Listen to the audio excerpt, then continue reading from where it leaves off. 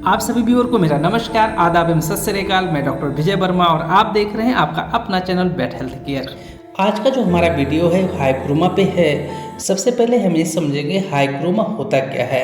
ये एक fluid filled sac होता है जो फ्लैक्चुएटिंग नेचर का होता है और इसको आप जब प्रेस करेंगे तो वो एनिमल्स जो होता है कोई पेन नहीं फील करता है। ज़्यादातर ये आप देखेंगे कि ये जो हमारा कार्पस होता है उसके डार्सल एस्पेक्ट पे पाया जाता है।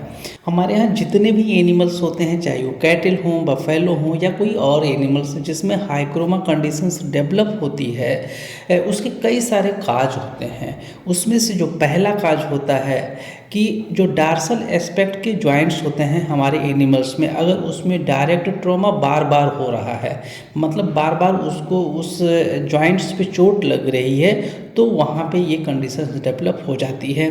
इसका एक चोट लगने का जो सबसे बड़ा कारण होता है कि उस एनिमल्स को जिस जगह पे आपने रखा है, अगर उसका जो फ्लोर है मतलब फर्श है, अगर वो बहुत ज़्यादा हार्ड है, मतलब बहुत ज़्यादा कड़ा है, मुलायम नहीं है, तो उस कंडीशंस में उसके जॉइंट्स पे बार बार चोट लगती है और उस चोट लगने की वजह से ये एनिमल्स को ये समस्या झेलनी पड़ती है।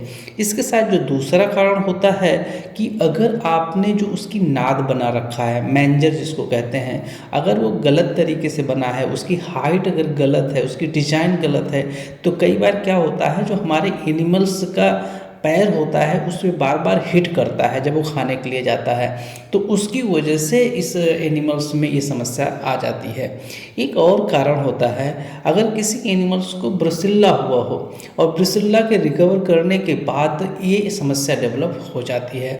इसके अलावा हाइग्रोमा डेवलप होने के एक और काज होते हैं जो कंजेनाइटल नेचर के होते हैं, लेकिन ये बहुत रेयर होता है। आगे बढ़ने से पहले यदि अभी तक आपने हमारे चैनल को सब्सक्राइब नहीं किया है तो हमारे चैनल को सब्सक्राइब कर दें, साथ में बेल आइकन को प्रेस कर दें ताकि कोई भी इन्फॉर्मेटिव वीडियो हम अपने चैनल पर अपलोड करें उसका नोटिफिकेशन आपको तुरंत मिल जाए। एक चीज़ और याद रखें, अगर आपको वीडियो अच्छी लगे तो उसको लाइक करें और ज़्यादा से ज़्यादा लोगों को अवेयर करने के लिए उसको शेयर करें। अब हम आपको ये बताएंगे, अगर हमारे किसी पशुपालक के कोई एनिमल्स है, अगर उसको इस तरीके की समस्या है, आप जैसे देखें आपको सबसे पहले क्या करना है, उस पशु को जहाँ पे रखे हैं उसका जो फर्श है उसको जितना ज़्यादा आप मुलायम कर सके उतना ज़्यादा मुलायम कर दें। दूसरा, अगर ध्यान दें, अगर उसकी नादी उसके पैर से टकरा रही है बार बार तो उसको सही कर दें। इसके साथ एक काम और करें कि उस एनिमल पे जहाँ पे ये फ्लूइड भरा हुआ है, जहाँ आपको लग रहा है कि यहाँ पे पानी भरा हुआ है, वहाँ पे कोई टाइट पट्टी बांध दें। टाइट पट्टी बांधने का मतलब होता है इतना भी टाइट मत कर दें कि ब्लड सर्कुलेशन ही बंद हो जाए, लेकिन मीडियम क्लास में आप उसको टाइट कर देंगे। अगर एक हफ्ते तक टाइट पट्टी बांधेंगे तो ज़्यादातर केस में आपको वैसे ही आराम हो जाएगा और फिर धीरे धीरे उस एनिमल्स की डाइट आप प्रॉपर रखेंगे तो ऑटोमेटिक वो सही हो जाएगा।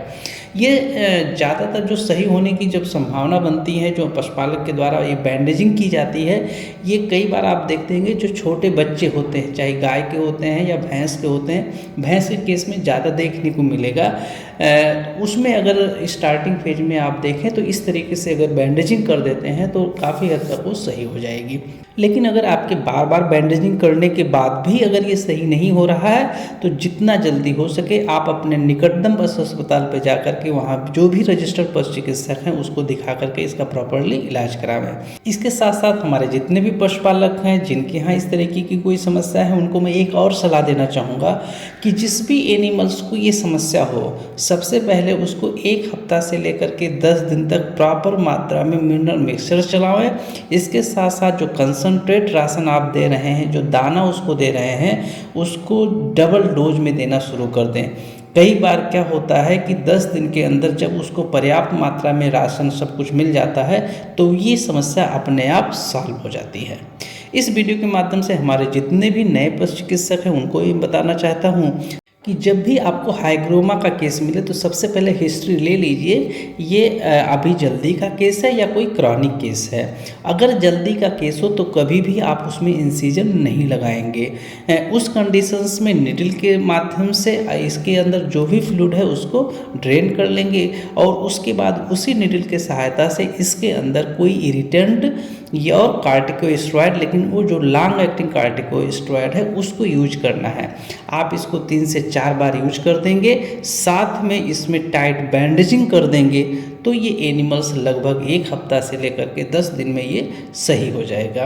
इसके साथ में अगर केस आपका क्रॉनिक है तो उस कंडीशंस में आपको इंसिजन लगाना पड़ेगा, इसको प्रॉपरली ऑपरेट करना पड़ेगा, और इसके अंदर एक पैड डेवलप हो जाता है इस सैक के अंदर।